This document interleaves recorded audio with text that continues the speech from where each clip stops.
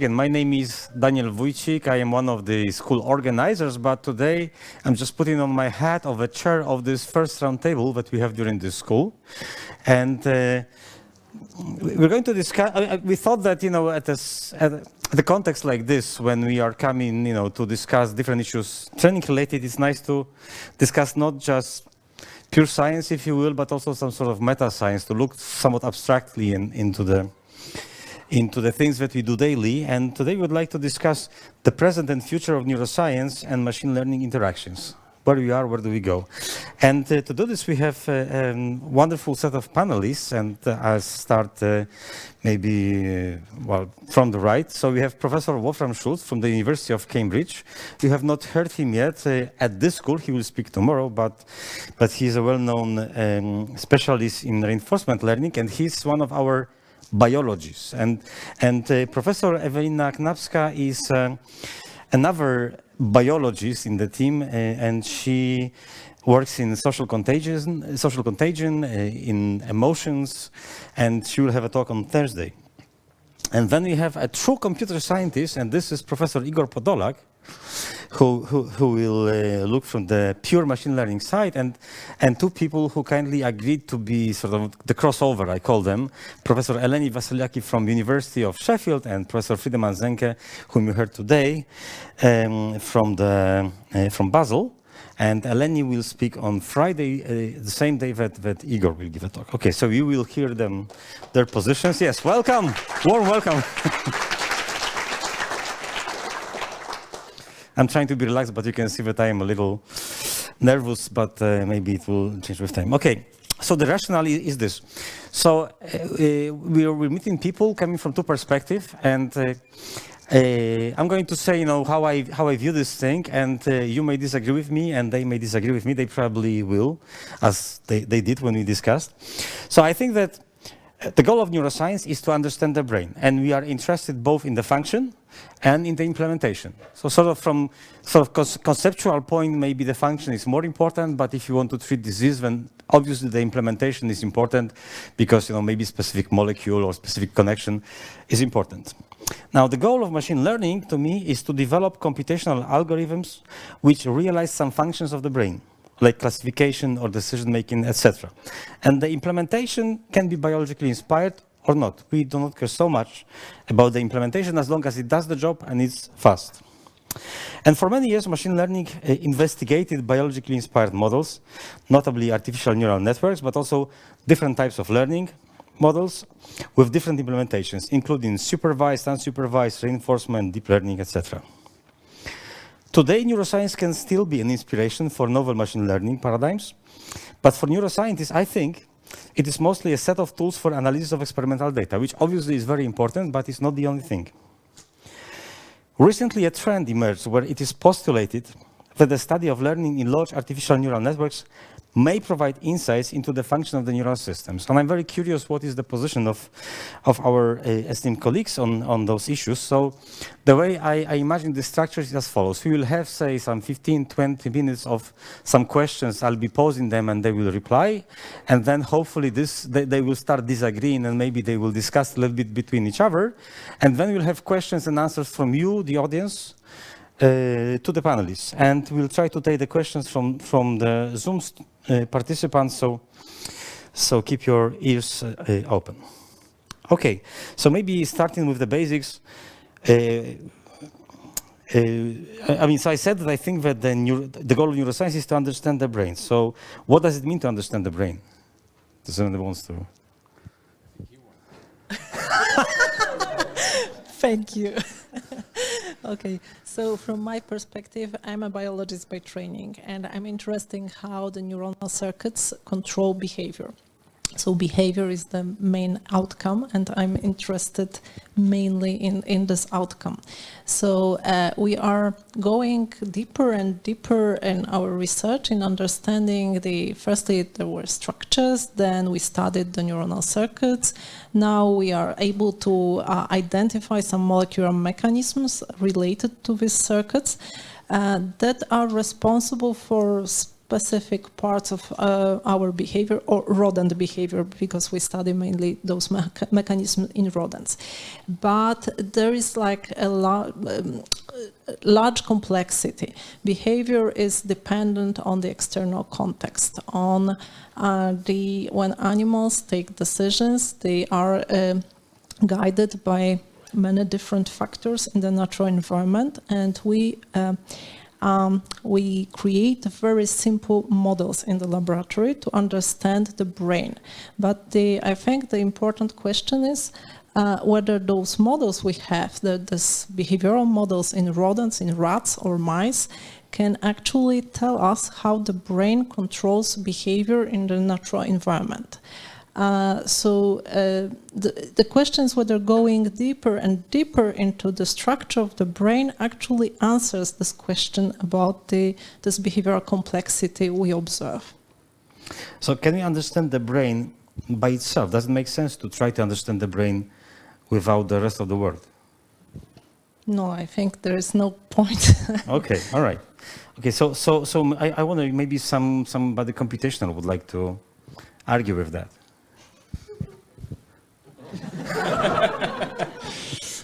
Do you want to say something? Or like who wants to take this one? Everybody? Okay, I'll talk from just the opposite position, because I'm a computer scientist, and we, the computer scientists, the machine learning people, think about, mainly are interested in building models which are to solve some specific tasks. And we can do it with this, that, well, several models are known. I'll be talking about that, as Daniel said, on Friday. But then we are not really interested whether it is biologically plausible. We are sometimes interested in doing that if you are at least a bit interested in neuroscience. That's why I came here to listen to that. But on the other hand, we need, I think that some parts of there are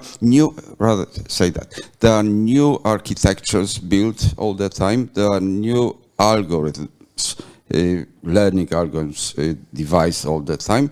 But then we think that more paradigms from biology, from the neuroscience, rather say, it might be coming, but we shall not be going very deep to the level of genes or something, but rather think about some general ideas. How, for example, the reinforcement learning is being done in a brain. What are the different, say, stick with the reinforcement for a while. What are the differences between several reinforcement algorithms? As the people, as the rodents, as generally animals do. So we can learn from that, and that would help us develop new models, simply. So this is my interest towards the neuroscience. I want from them some help, helping me. But on the other hand, I'd love to rather help them to develop some knowledge about the brain. But well, we'll have time still to talk about deeper. Okay, so perhaps you or let me say this. I mean that you do not all of you have to answer a given question that I asked, but at the same time, if you feel like something was not clarified enough and you want to, you ask. But I want to follow up on what Igor mentions, because you mentioned the learning, and obviously learning is one of the important threads in the meeting that we have in this week, in particular reinforcement learning. So I wanted to ask you, so what is this learning thing? What does it mean to learn something in biology and in machine? Do you want to tackle this? Say that again. What does it mean to learn something in biology? It means that you change your behavior. Okay, so it doesn't mean it's anything for the brain as such. Oh, You the need brain to- runs the whole behavior. Sure. But from what you said, it doesn't make sense without all the externality, without the interacting with the environment. Well, That's the behavior. Imagine you're sitting in a black room without a window. What is there that you want to learn? Other that you're getting hungry but you're not learning anything. You have nothing to eat. No. You learn. Learning is a change in behavior in reaction, of course, to the environment or in anticipation of the environment. Yeah, either way. Okay. Yes. Friedemann. Yeah, like I almost was about to disagree with you, but then you said in anticipation of the environment. I had a really interesting thought experiment with Professor Rainer Friedrich at the FMI the other day, and we were thinking, so imagine some kind of genius, somebody who composes at some point in their life a symphony or makes a beautiful painting, right? And they don't do anything before, let's say. They're just sitting in the dark room and somehow preparing for this opus that they will deliver. So then, in a way, it would be the learning, I think, that would ultimately lead to this behavioral output, but it could be preceded by a very long time of learning in principle. It's, of course, a highly abstracted experiment, but I think that's very important. No. You can only in the black room. You can only anticipate the change in the environment if you know something from the environment from before. If you always lived in your life in the environment in the black room, then it would be difficult. Then I think it would be difficult to anticipate a change in the environment. All right. Yeah. No. That's right. I think I need to be more precise. You're right. Yes. So what about the machine now? With you're holding the microphone, what would it mean for the machine to learn something? What does it mean to learn something for a machine, or for a computer, or for a deep network? Right, so To change its behavior? I think, is this on? I'm not sure. It was on. Okay. So yeah, I think we can almost go with the identical definition, some change in its output. So the machine, I think, is a little bit more abstract, that machine learning, at least, I would allow the machine still to not have an expressive behavior like animals do, but I would still say it learns if it changes its output in response to There's one difference with the machine, which I forgot to mention, that you also have to not only anticipate your change in the environment, but also in your internal state, because we're processing food and we need something to eat, to drink, and everything. So a machine, usually, unless it's specifically programmed for that, doesn't need to do that. No, I would disagree with you. Okay. So if you think of the robot vacuum cleaner, it needs to know when it needs to charge its battery. To clean out the Exactly. stuff. Okay, all right. It Okay. also has this state. That's I the would argue. internal state, yes. Yep. All right. Okay, so now that we know what it does mean to learn something, so can you tell me, how do animals learn and how do machines learn? I mean, in one sentence, maybe two sentences. Just to set the stage. How animals learn? Or maybe, okay, I have a different one. I mean, In two sentences. I'd like to get, I mean, I know that this is a semester-long Reward question. prediction. Maybe I'll tell you what I want to get to. I want to get to concepts like deep reinforcement learning. And to say what that is, I mean, we would need to tell what is learning, what does it mean deep learning, what is reinforcement learning. I mean, somehow we have to address it. Which angle do you want to take it from? I mean, anyone. All right. I go for reinforcement learning. That's Okay. Probably the most simple thing. Something in the environment happens, you see the result, and you decide whether it's good or bad for you, and you go after it again or not.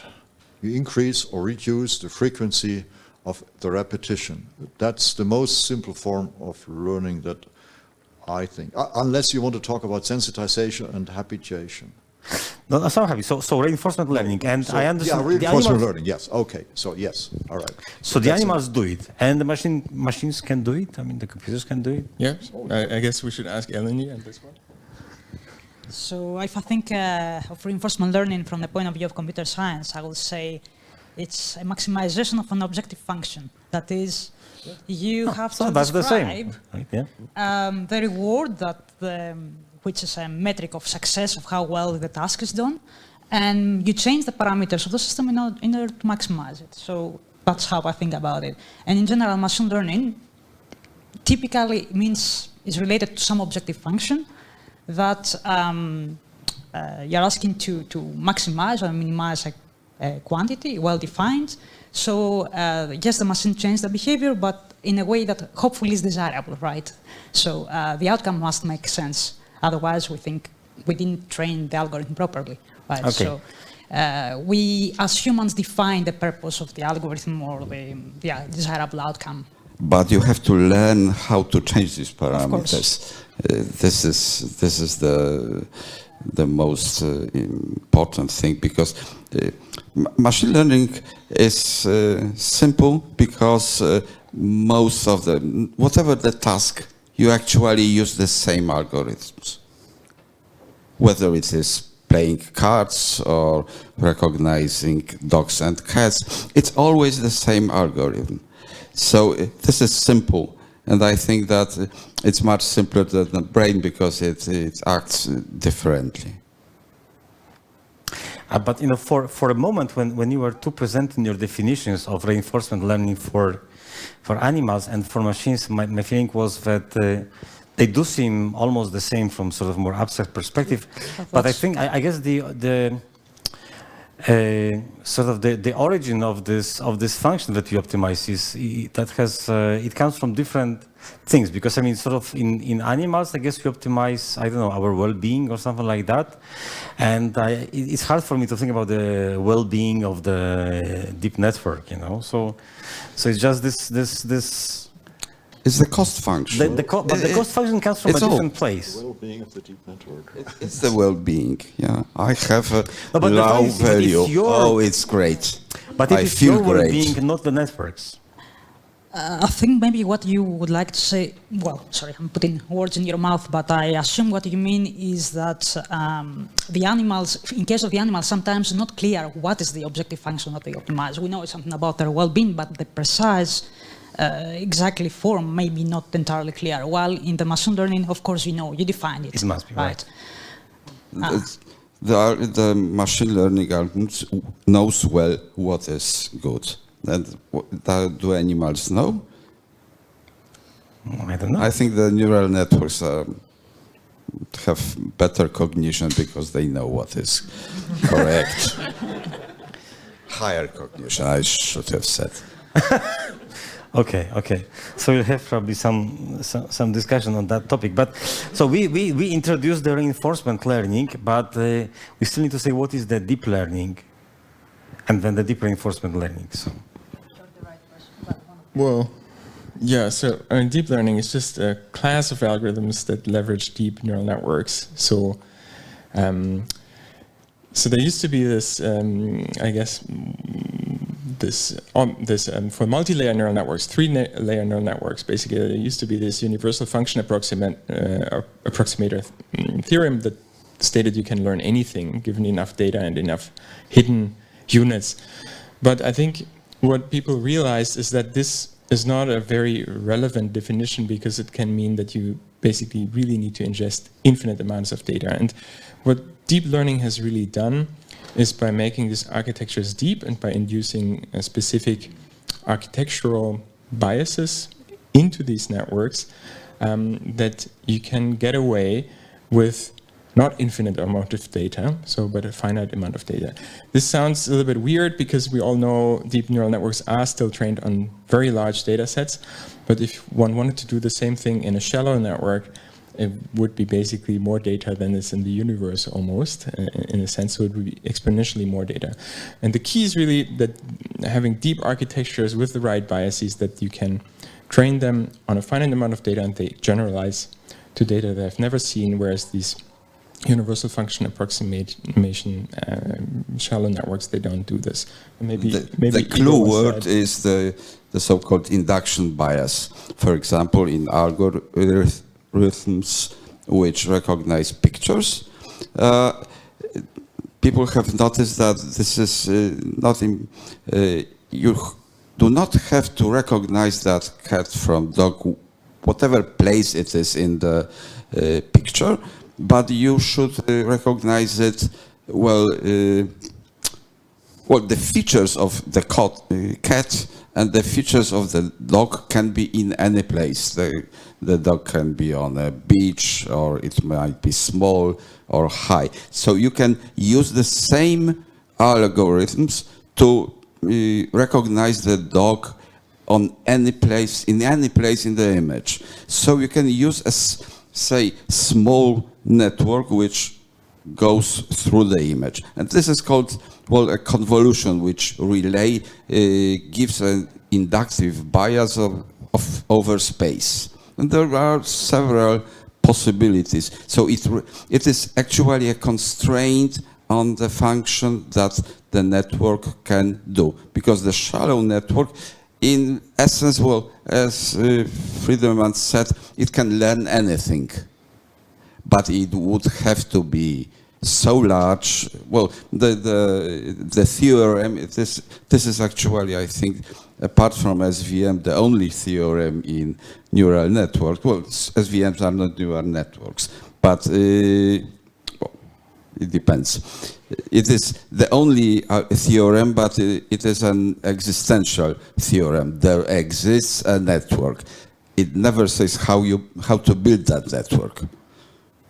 So it's useless, actually. Okay, so all what you said recently, I mean, both of you, that sounded quite highly technical. And I'm just curious, does that make any sense to the biologists in the panel? I mean, does it sound at all like something that the brain does or might do?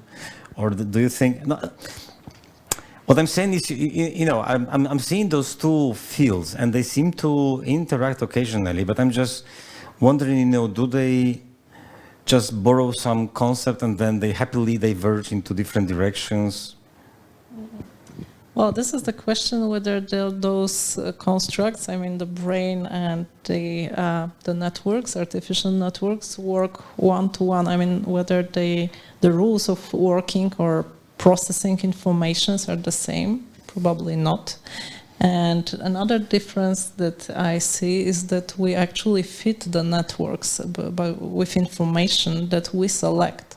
And our brain is very good at selection of information. And this is a very important process because it determines what we have at the output of working of the network. So I think it's not exactly the same, at least at this point. Okay, but it's also not totally divergent. No, but it's like depending on the question. If we are asking the more general question, how the information is processed, and not the very detailed level, but it's like the kind of modules that process information, and you are asking about whether the outcome is the same of this processing, maybe it's relevant, but the mechanisms may be different as far as I understand. Mm-hmm, mm-hmm. So I just wanted to bring you to a question, two questions which I think are interesting to us. So one question is, what can machine learning do to for neuroscience, and what can neuroscience do for machine learning? So I just wonder if anybody wants to tackle that. So I mean, for neuroscientists, I mean, okay. Grab it. So I think there are many open problems in machine learning. So in that direction, there is, I think, plenty of inspiration, because you kind of know what the brain can do and what machines cannot yet do. So first of all, that's just that, right? So you don't even need to talk about mechanisms that you want to achieve it the same way, but you know that humans can meet somebody once and then they will recognize that person later. And you don't need 10,000 examples of your grandmother. And many algorithms struggle with this, and that's clearly something that the machine learning community is aware of, and these are areas of active research. And in some cases, like this one-shot learning example, for instance, or also another example is continual learning, where we as humans, we learn our entire life, and every time you add some new information, you usually don't forget everything you've learned previously, but many neural networks do, so that's the problem of continual learning. Of course, we do forget, and it's important. We've also heard about this today, but we don't forget everything. So new information is integrated into our brains, and generally, machines still struggle with this. And this problem of continual learning is a very big question of how to solve it in machine learning. And there are actually some of the inspiration to solve it, and how to tackle it at the mechanistic level comes from neuroscience. So in the form of consolidation, both at the synaptic level or also at the systems level, like through parallel pathways, separate networks that learn with different learning rates and things like that. Or replay, which is something that's observed, for instance, in the hippocampal formation and things like that, that they could be all helpful to that end. And of course, now, if in machine learning somebody implements these things and realizes this is helpful, that's also at least some kind of piece of at least circumstantial evidence to what these phenomena that you observe in the brain might be actually good for, right? So in a way, I think there it goes for me both ways. But I don't want to talk all the time. I'm sure there are other. Okay. Do you want to handle this? So, do you want to handle the question, what can machine learning do for the neuroscience? Well, I could. It depends what you take from. I mean, what aspect of machine learning you take. Reinforcement learning definitely can explain neuronal data, formalize neuronal data, and I think because we're collecting data in all kinds of animals, all kinds of situations. Most of them are correct. And how do I understand the data? And then we can, of course, collect more details, but then it gets a little, redundant. So to understand what we're doing and to guide us in the next steps, reinforcement learning is really not helpful.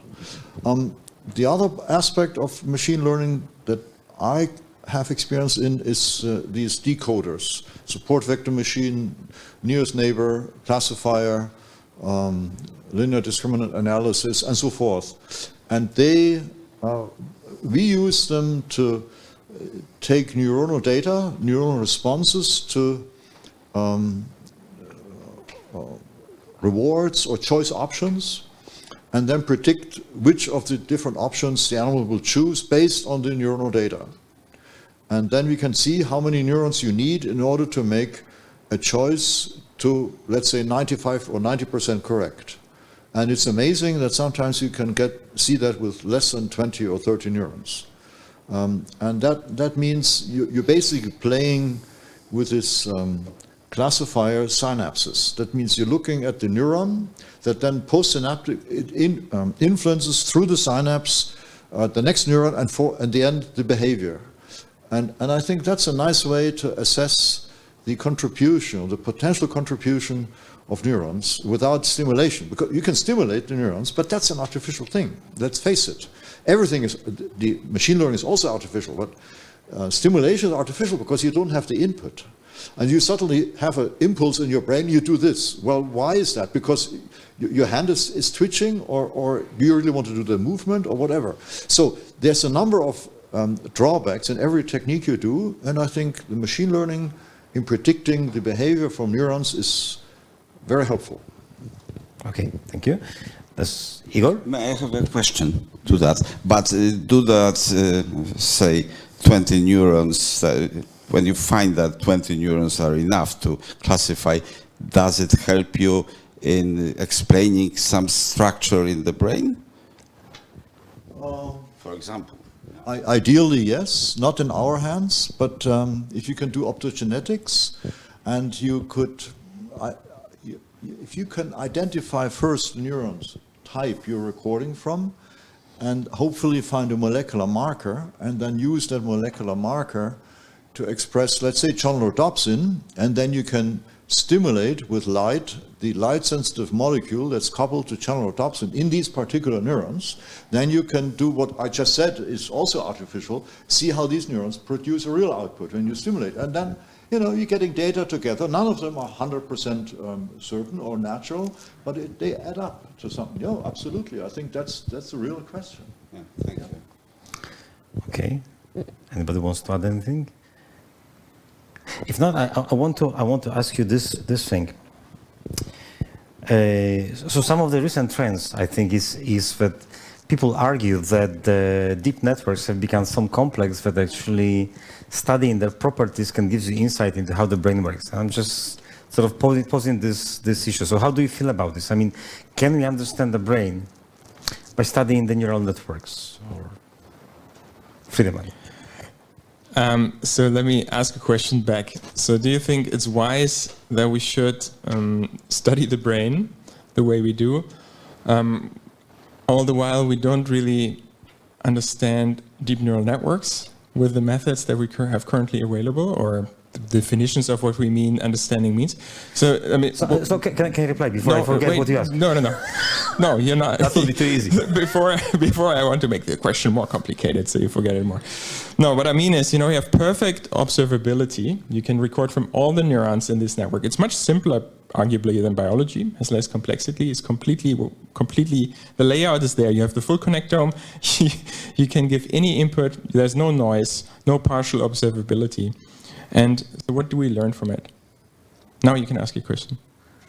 What do we learn from this network if we understand it? What does the understanding mean is the question, okay, I think. Here. You asked two questions, so that's why I'm confused. I mean, so let me just try to handle the first question, and then I'll try to come to the second question, because, I mean, there is too much for me to store in my working memory. So the first question you asked me is, does it make sense to try to understand the brain before first understanding the neural network, which is much simpler?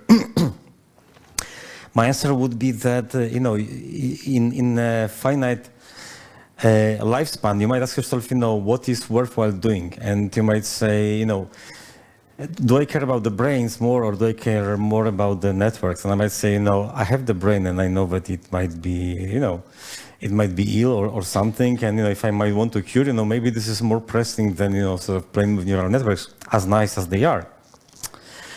And then I might say, I might want to throw all the tools that I have to do this. But I get your point that my methodology might be inefficient, and it might be better strategy to start really with developing better methodology on things that are simpler and in principle more understandable, which I understand was your point, that I understand, right? That before going to the huge brain, I might want to start with something simpler, which I fully control. Did I get you correctly? Yeah. I just wanted to also throw it out there as devil's advocate, basically, because we have these systems which are complex and we struggle with understanding them. And I think a bunch of people would also argue that perhaps we will never get level of understanding of these complex systems, which is like understanding really every receptive field of every neuron in these networks. And maybe we should content ourselves with understanding, in the machine learning case, what are the architectural constraints, what are the loss functions, and what's the learning algorithm that you run on it, as I showed today. Yeah.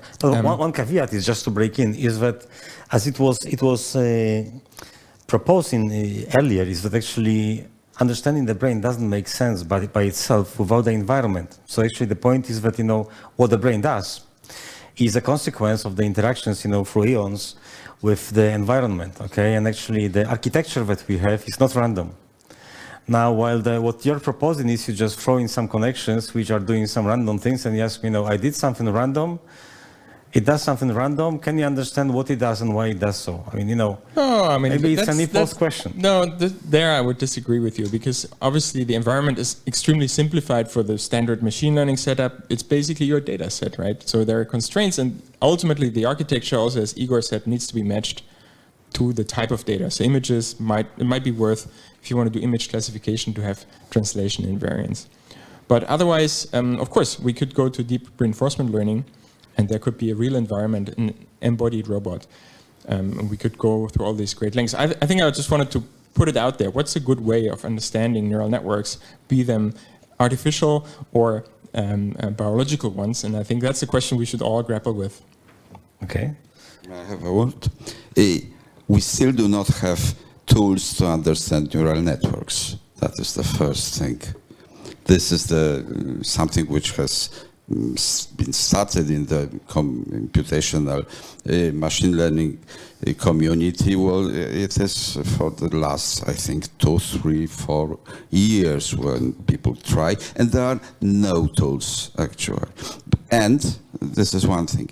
If we want to use this to help understand the brain, the functioning of the brain, we'll need to have the good architectures to build the neural networks on, which would resemble in some way. Well, you showed during your lecture today an image from the Krigers-Court experiment where the weight matrices of the CNN and the macaque were very similar. But that was Sasha, I think. But anyway. Was it? It was shown today. Representational similarity matrices, but yeah. Between monkeys and... Yeah. Sorry. And then, apart from that, this is a constrained architecture, the CNN, which has tools which are probably just built like in our eyes and in the visual path. But otherwise, for other things I mean the machine learning people, do not have any clues how to build them. And this is another thing that we need from the... There is a very well-known paper from last year by Andrew Saxey and Timothy Lilly. Never mind, Andrew Saxon, and the title is "If Deep Learning is the Answer, then what is the question?" And they are saying just nobody gave us the question yet. All right, okay, I'm buying this. So just to make it a little more interactive, we are chatting between us. I'll grab the mic and I'll say this. I have a few more questions, so I could, play this game. No, you please keep the microphone. So my suggestion is this: we just pass the microphone on to you, okay? And so what you can do, and I also check my Zoom window, so you're welcome to make comments on what we have said just now. If you maybe somebody deeply disagrees with what we said or wants to support somebody, or maybe you have questions to the panelists. So anybody? Yes. Ziemek. My question is related to somehow some connection between AI and neuroscience. Especially in AI, we have very well concrete defined objective function, whereas in the brain, learning is more embodied and more, let's say, fuzzy. So is there any idea how we can translate some knowledge about learning? Is there any objective function in the biology which we can transfer to AI somehow? Like, for example, dopamine signal or maybe other signals from other neurotransmitters as an objective function somehow? Is there any idea for that? Yeah. Igor, could you please pass the microphone to Igor? I've just 2 months ago or something, I've seen a paper from people from MIT who translated the work of microcircuits in the brain into code. So yes, it is possible. Circuits in the brain, the recordings from it, into a code. And they have a code to do it. But my question was more related to how we can find any objective function in the brain, which is probably more spread through the whole system, not well defined as in the AI, where you have very well defined objective function. So you mean are you proposing the program where we are trying to find the objective functions like the ones that we use in machine learning, but just find them for the brain? Yeah, something like, for example, my first guess would be dopamine, for example, somehow dopamine connectivity through the cortex or something like that. So maybe I can make a couple of comments here. So I think the first problem is the objective function is never explicitly shown. Usually it manifests as a learning algorithm. That's one caveat in a way, but of course we can try to guess an objective function and compare it to the learning rules we observe in the brain, and I think that's a very good approach. Secondly, I would be very surprised if the brain only uses one objective function other than the ultimate objective function, which is survival of the species, but I'd be very surprised if it only uses one. So there are probably multiple objective functions. And the third point I just forgot, so I'll just hand over the microphone. Okay, so I'll just say this. So you have a question?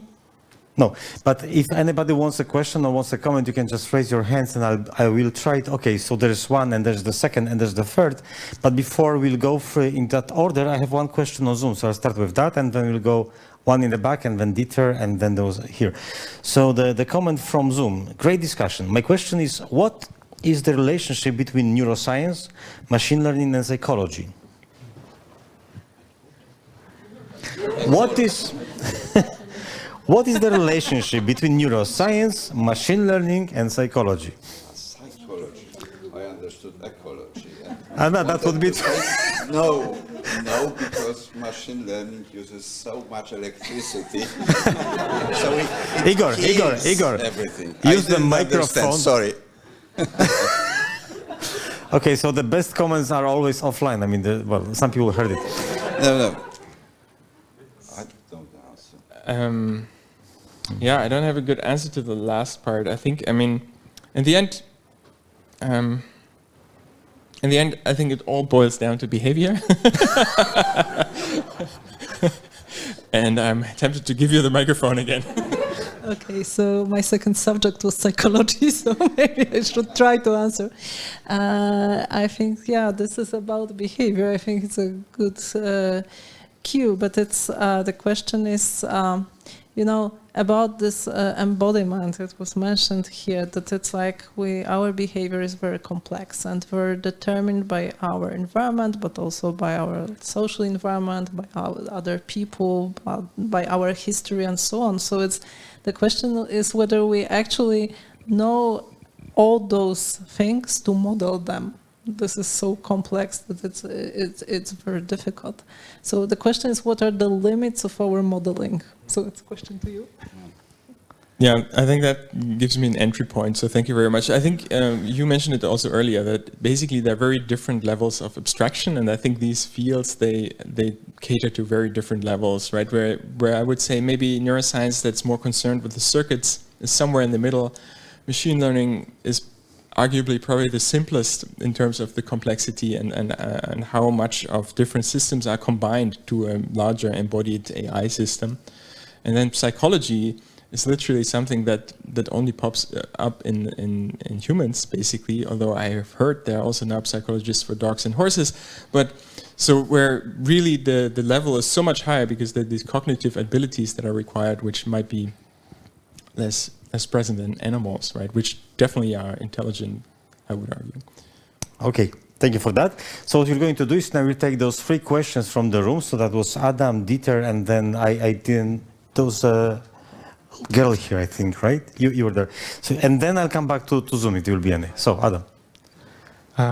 Yeah, thank you. So, my question is basically very maybe naive because I'm a biologist, so forgive me if it's really, really naive. But if I understand well, correct me if I'm wrong, but I assume there are many models of different aspects of behavior or biological systems, and I assume also there are many different machine learning algorithms that describe the same thing or try to understand the same thing. Am I right? Yes. Yeah, okay. That's great. So my question is whether there is something like a groupthink in those between different algorithms that try to solve the same thing, if you know what I mean. So, among people, there is like a situation that there is one thing that people try to solve, and if each one of them try to make a decision, they kind of don't do the great job. But if you collect all the answers and then make an average, they are pretty correct. So I wonder whether there is something similar with machine learning or models.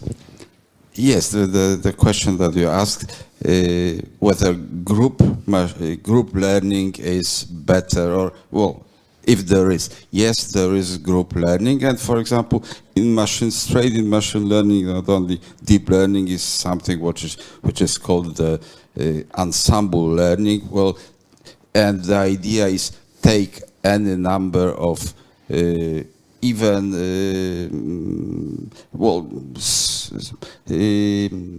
number of models which solve the same task but in a different way, and then they are called the weak classifiers, for example, for the classification mode. And then if you average the answer, you will have a strong classifier. There even is a mathematical theorem for that it will always help, provided that they respond in a different way. They are diverse, as they say. Yes. Thank you. Okay, thank you. So now you have a question from Dieter. So it's Dieter, and then the lady there, and then I'll check Zoom, and okay, and then there will be the next questions.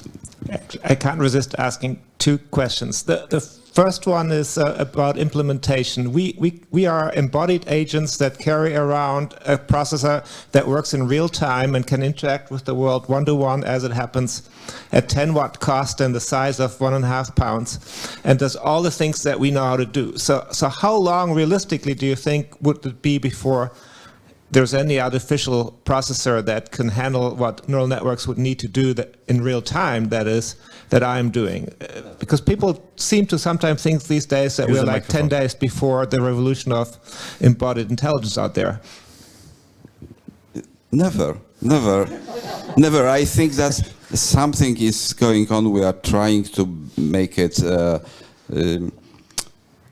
less environmental unfriendly, say, and then there are methods, for example, what Friedemann was talking today about, the spiking neural networks, which in essence use less energy, and so they are built for the embedded systems, for example, which recognize cars on the road and so on, because they use much less energy, because the energy is used only for the spikes and only in the moment of a spike. So there are methods, but on the other hand, most of the computers are going in the way to be larger, have more threads and so on, and they are becoming supercomputers, and even, as I have heard, you need a supercomputer to do some things, as Sasha was saying. I'm going to go with 7 years. A lucky number, yeah? I'd say 13. Well, my feeling would be that I think there's two ways I see. I mean, so one thing is we will still need a paradigm shift, or we will go towards actually biological computer. And I think cultured neurons, which becoming maybe multi-purpose computers. That would be my feeling. But yeah, I agree with this. I think it's clear that we're at the end of the von Neumann computer. We're simulating neural networks in von Neumann architectures, and we need to change that to be more efficient and get anywhere near this, and that might take some time. And the second question. Yes, another one to basically put a dampener on the power and ever increasing influence of machine learning in our thinking, which is, and you already mentioned it, is that there's no theory of even how our machine learning algorithms work. And the question is it just because the physicists and mathematicians haven't quite caught up onto understanding these things, or is it possible that principally it's impossible mathematically? We'll at some point have a theorem that says, oh, it's unfortunately impossible to understand analytically how the brain or any complex learning system works. So you think the theorists are just a year short of getting a breakthrough, or they're just finding a breakthrough ultimately that says it's not going to be possible? I think it's possible that this will be the outcome.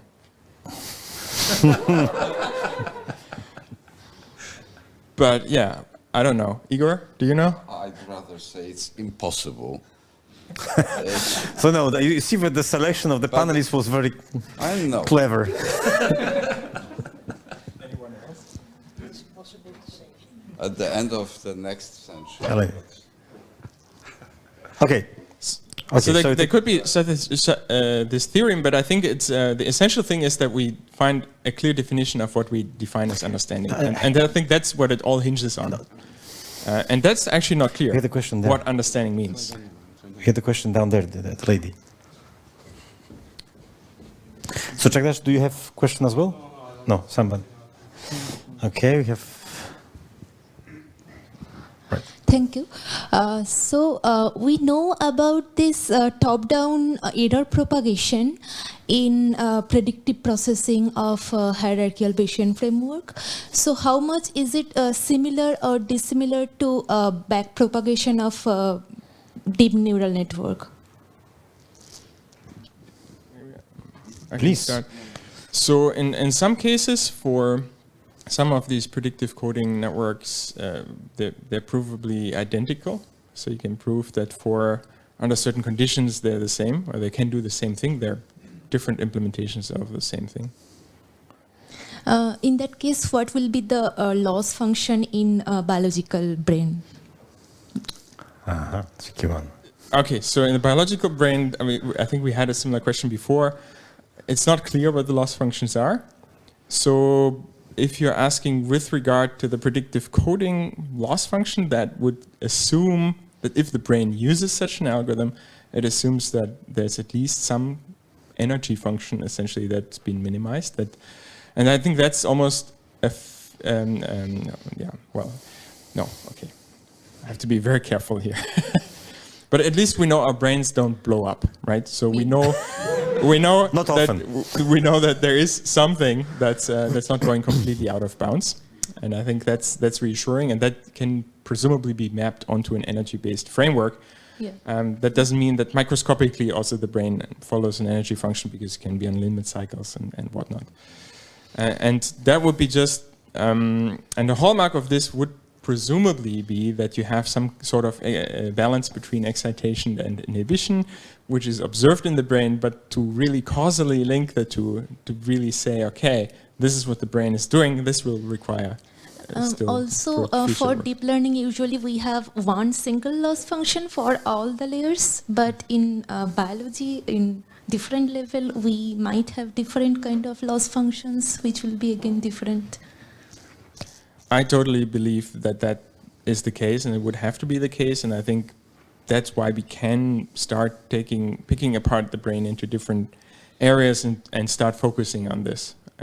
And I think that might be, in a way, also an inductive bias, even though usually it's more thought on the architecture side, but the choice of loss function or the choice of loss functions in this case would be very essential to this problem.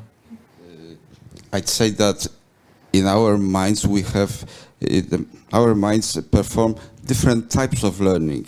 It performs both unsupervised, supervised learning, and the reinforcement learning. The most interesting part is the basal ganglia, which is connected with the cortex and with the thalamus, and each of them performs a different type of learning, but they work together.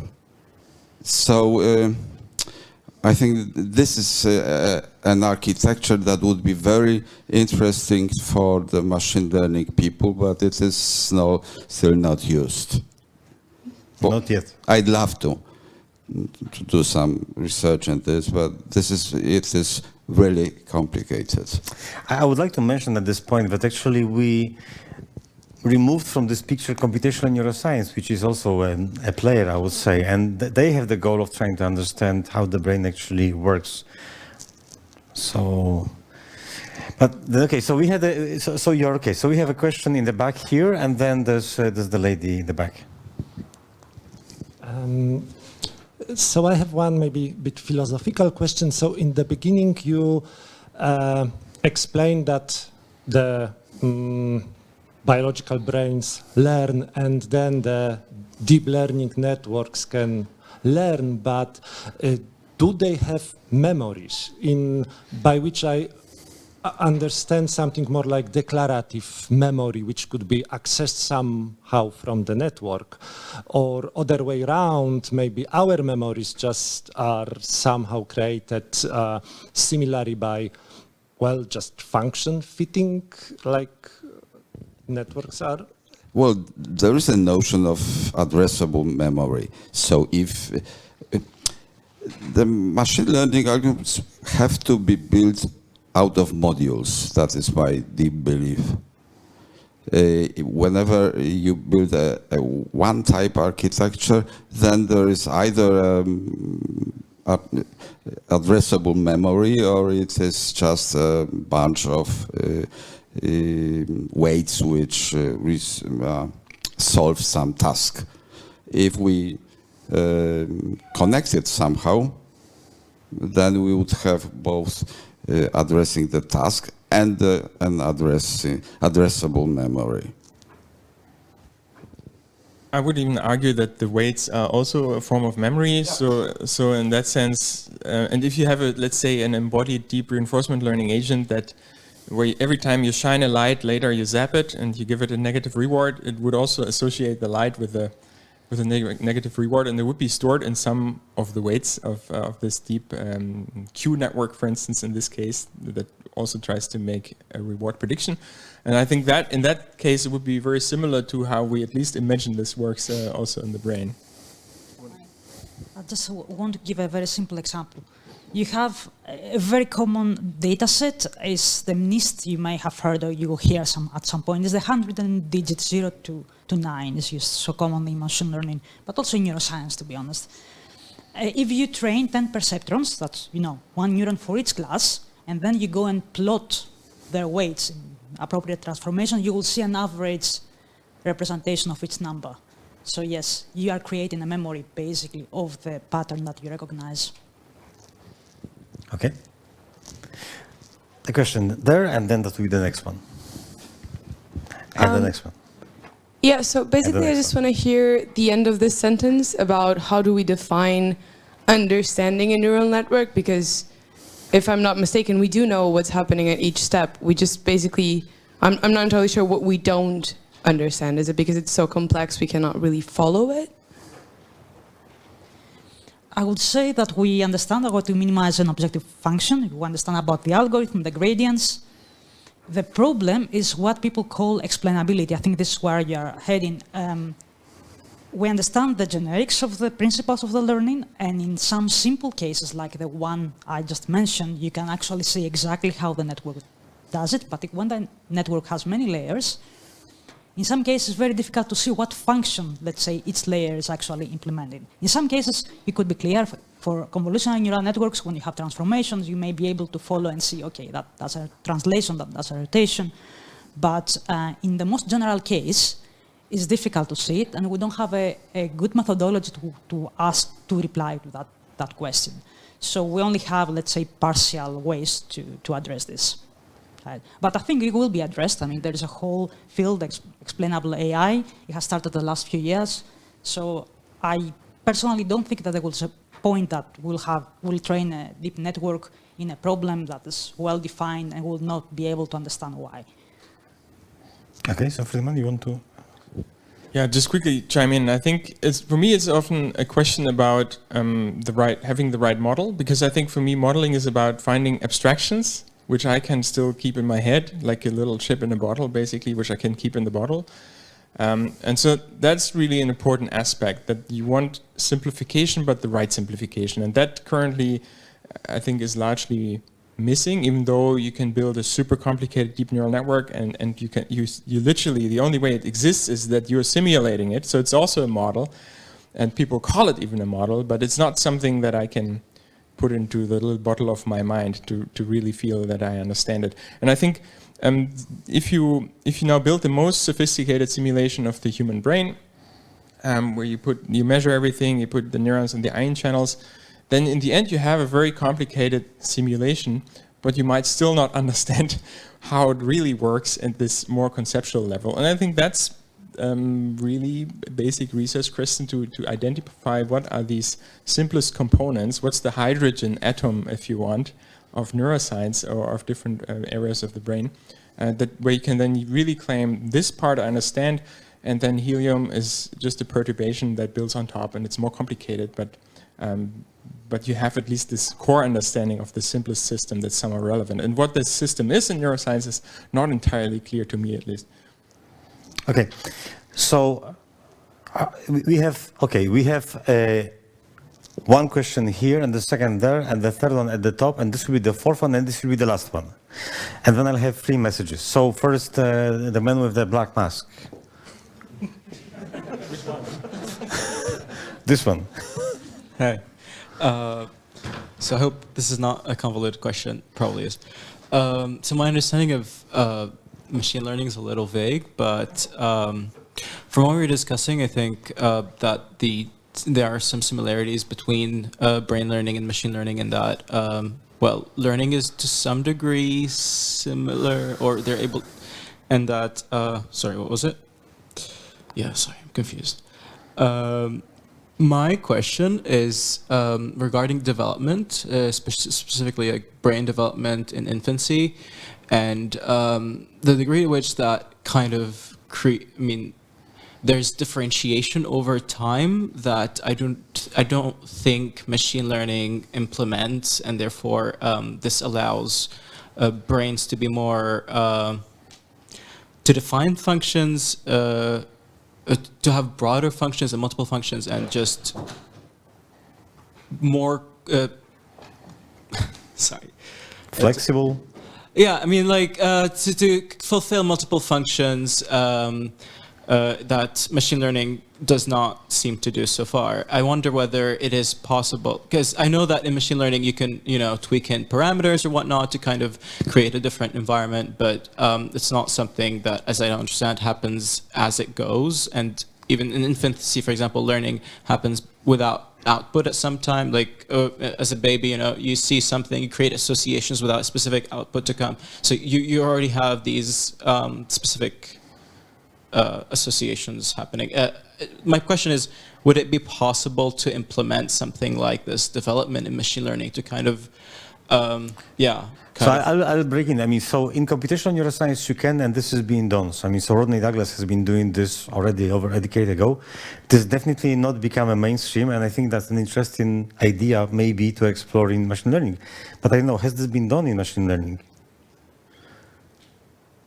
So I don't know of work that explicitly addressed the developmental aspect. One thing that's a very big topic in deep learning specifically is how you initialize these neural networks and what the architecture is. And I would think that at least partially development might cater to this need. So you have, for instance, retinal waves that are crucial for development of the visual system, which are basically self-generated visual experience, like in a way fake visual experience, right? So that are sent through, and they're crucial for development. So, and I think there is a lot that hasn't been done in machine learning, which might be very useful, but yeah.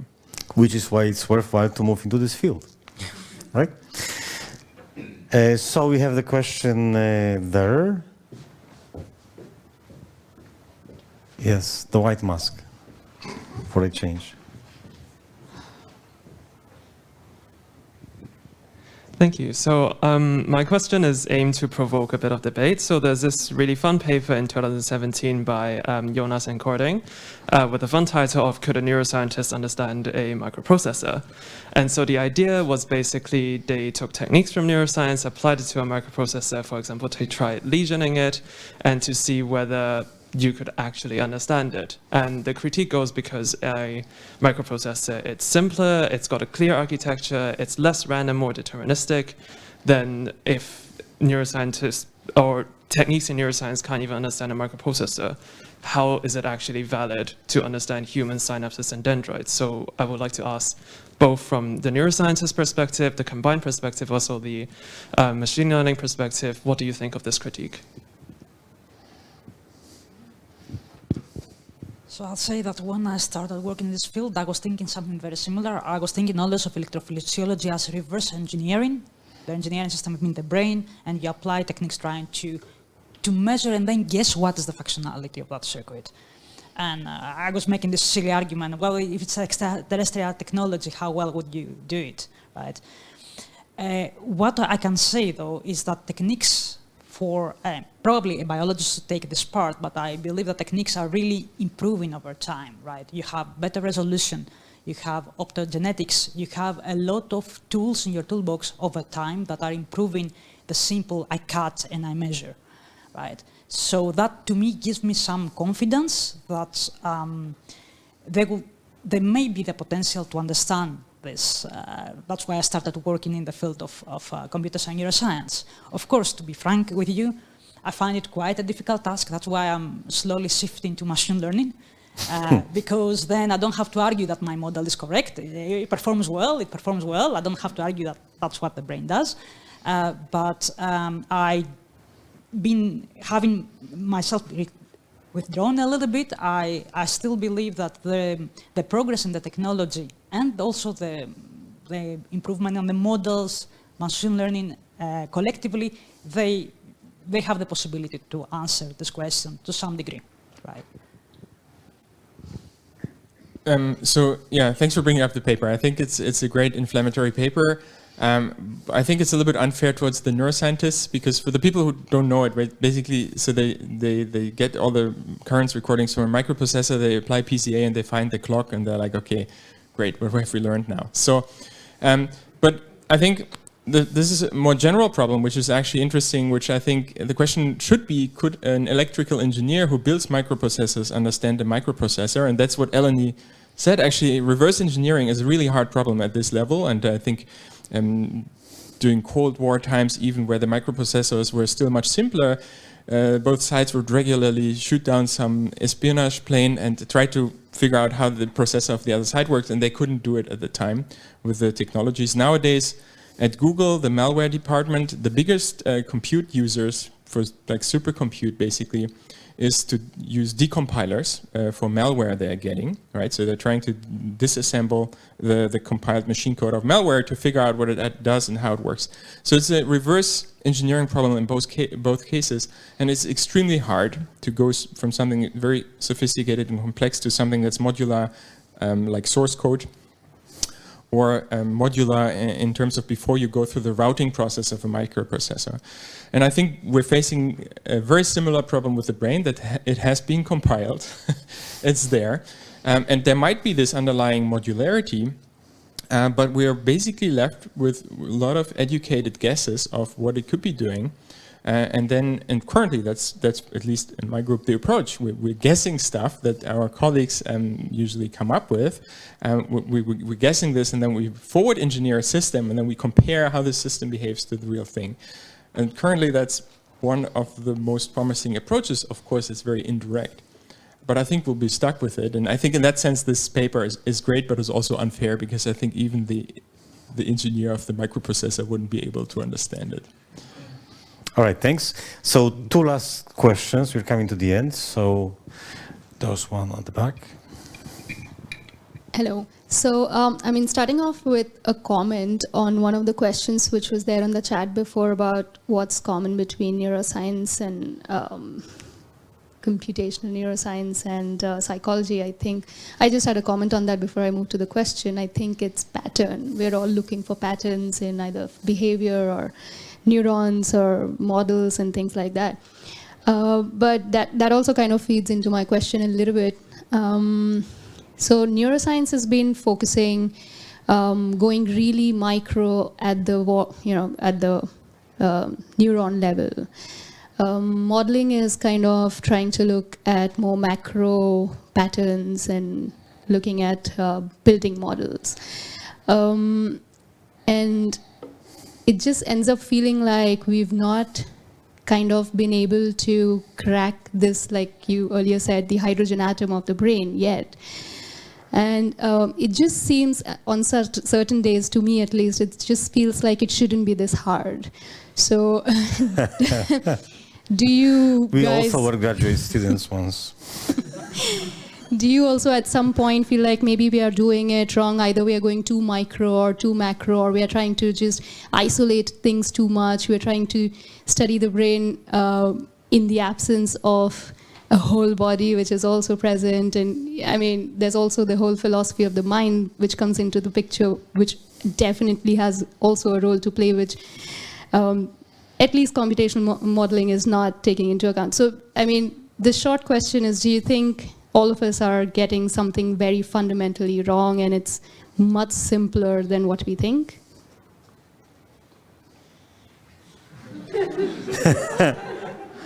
I don't think so. I mean, I think that this is simply complex. So I mean, in a way. No, I mean, in a way, the point is that I think we understand, many elements of the sort of physical side of the things. In the sense, I mean, we know that it's built, from the cells, and the cells have those ion channels, etc., etc. So we know those things. So, in a sense, we can construct certain things, but I think that's not. Those are not the right concepts to talk about this hydrogen atom that we need for understanding the brain. I mean, my feeling is like, it's like, to me, it's like, you're building a starship from Lego blocks. I mean, so each of the Lego blocks, right? But I mean, the fact that, those are the Lego blocks, I mean, that has nothing to do with the starship that you build from the Lego blocks, okay? So somehow, you would need to use a completely different language to say, what is the essence of the thing that you're building? So for the brain, I mean, obviously, it's built with the cells. The ion channels are important. Morphologies are important. Everything is important, but sort of, this is not the essence. I mean, I think. Maybe I'm wrong. Am I wrong? Yes, you're wrong. Completely or not? I just wanted to follow up. I think it's both super simple and super complex. And I think it's just that we haven't really, because we haven't understood it, it appears complex. So I often think we're kind of, in neuroscience, you should see there's so much progress over the last 100 years, right? So, and so many things that we did find out, and we kind of do still feel like we're missing the big picture. And I often think of a metaphor that Matthias Bethke once, I think at a cosine conference in a similar discussion like this, said is like, this was on deep learning actually a discussion, but he said, we shouldn't forget that we're basically right now just like the ancient Greeks, who are saying like fire, water, air, and earth or something, right? So they already knew there's something there, and obviously it was not wrong, but also they hadn't fully figured it out. And I think that's the appealing thing of being in this field, that there's so much left to discover. And then surely once we figure this out, it will be much simpler, essentially looking back and be like, oh God, these people in 2022, can you imagine how... Yeah, so I think that's exactly the thing. That points back to the initial question that we had, like, what does it mean to understand the brain? So we don't know, and I think it's like it's going to be one of those aha things. Like, at first, you've got a problem and you think about this. More than one. Okay, and you say you don't understand what is this problem, and then suddenly you've got the click and say, oh my God, this is so obvious. Why was I stuck? And I think we have not reached this stage. You made me question that. No, we have one last question, and then we close. So, okay,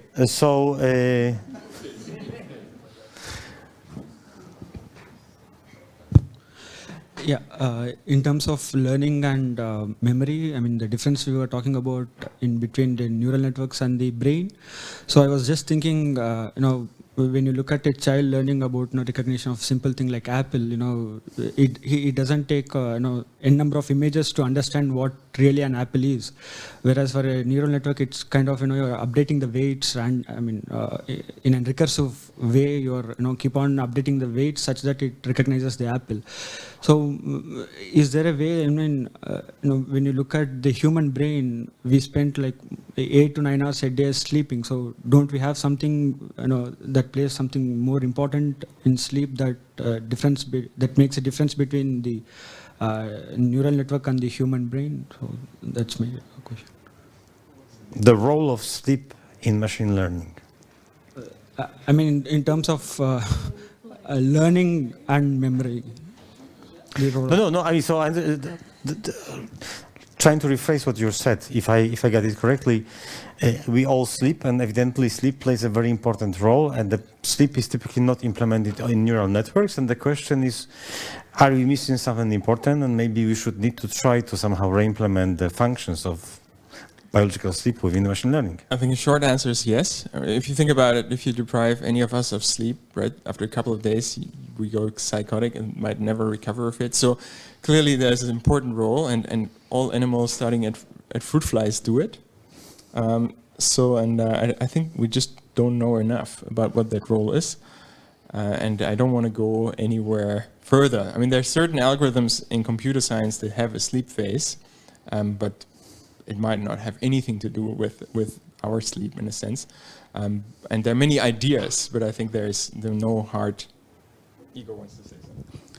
Well, you might say that in the continual learning there is the repetition of the past examples. It is somehow a slip because we are learning a new thing, but new task. But you repeat something from the past, and then it might be thought of